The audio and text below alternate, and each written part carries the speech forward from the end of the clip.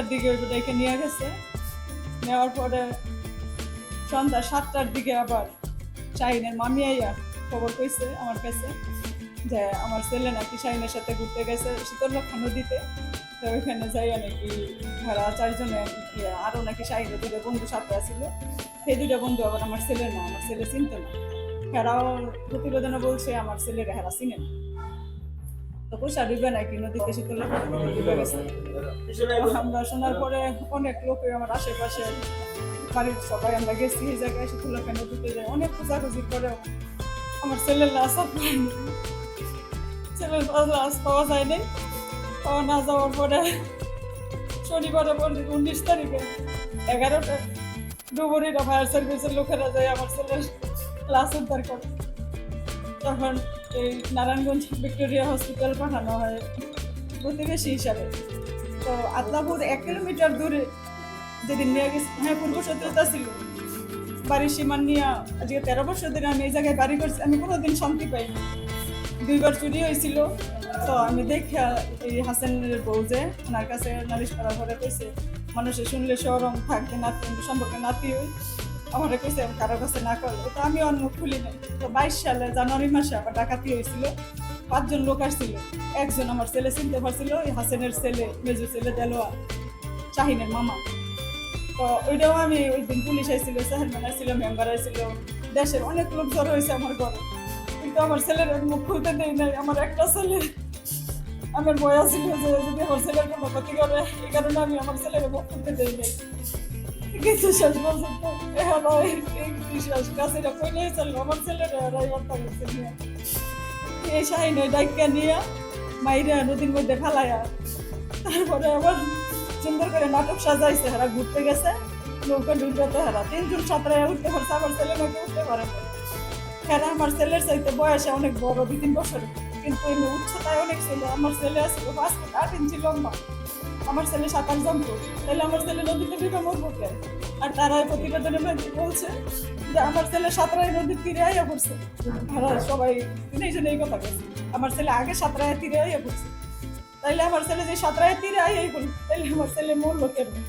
তারপর শ্বাসরোধ করে মারা হয়েছে। আমি আইছি জাতির কাছে, আমি আমার ছেলে হত্যার বিচার চাই। এই 3 খুনির আমি ফাঁসি চাই। আমি সন্তান তো আর বিনা পাইতাম না, অন্তত একটা সন্তান হারা মা হিসাবে ছেলের লগে চলতো না, শাইনের লগে চলতো। এই 2 জন আমার চিন্তা করে। আমি বলাবো থানা নারায়ণ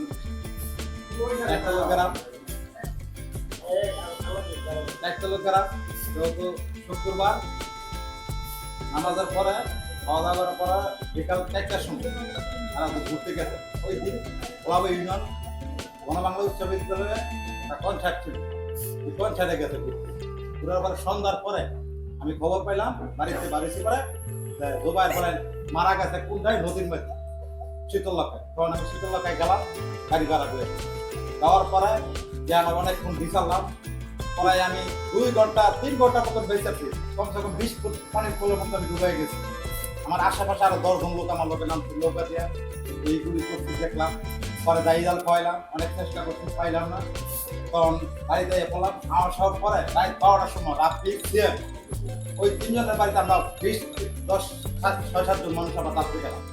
যাওয়ার পরে হ্যাঁ গেলাম। পরে হ্যাঁ কইছে আমরা 4 জনই নদীর ওই পাড়টা মাঝখানে নৌকা ডুবে গেছে গা। যেহেতু হ্যাঁ না উঠছে তুমি এই ভিডিও করো না, মোবাইল আমার কাছে দিলাম। তখন ওই বাকিটা জোবাই হ্যাঁ ওই মোবাইলটা হ্যাঁ কাছে দিয়ে দিল। দেওয়ার পরে এরা একজনের লাভ দিচ্ছে। লাভ দেওয়ার পরে এরা একজন আইয়া বলতেছে, আর হ্যাঁ বলে আগে আইয়া পড়ছে। হ্যাঁ মানে ওই নদীর কাছাকাছি আইসা হ্যাঁ বলে আতাঙ্গাইছে। আতাঙ্গানোর পরে হেরা মনে করছে দেখা গেছে গা। তারপরে দেখে না, পরে হেরা 3 জন তো ওই জোবাইরের মোবাইলটা এরা বলছে দিয়ে দিছে। কেন বলছে ভিডিও রেকর্ডিং আছে। তখন আমরা যেহেতু পরের দিন শনিবারে ওই মোবাইল ওই জোবাইরের কাছে পাইছি। এই জোবাইরের লাস্ট তোলার পরে এই সময় আমি আমার ছিলাম আগের বছরে মনে ছিল। যেহেতু লাস্ট তোলার পরে ওই জোবাইরের কাছে মোবাইলও পাইছি, সবই কিছু পাইছি। যেহেতু আর একটা মিথ্যা নাটক সাজাইছে সাজানো করতে এই জানি। তো আমি বর্তমান সরকারের যে কাছে আছে আইনের কাছে আত্মসমর্পণ করে যেহেতু আমরা চাই যেহেতু এই তদন্ত করে সত্য যেটা জিনিস সত্যের বিচার চাই আসামি যদি সত্যতা খুন করে থাকে তাকে ফাঁসি চাই এই নিয়ে আমার বক্তব্য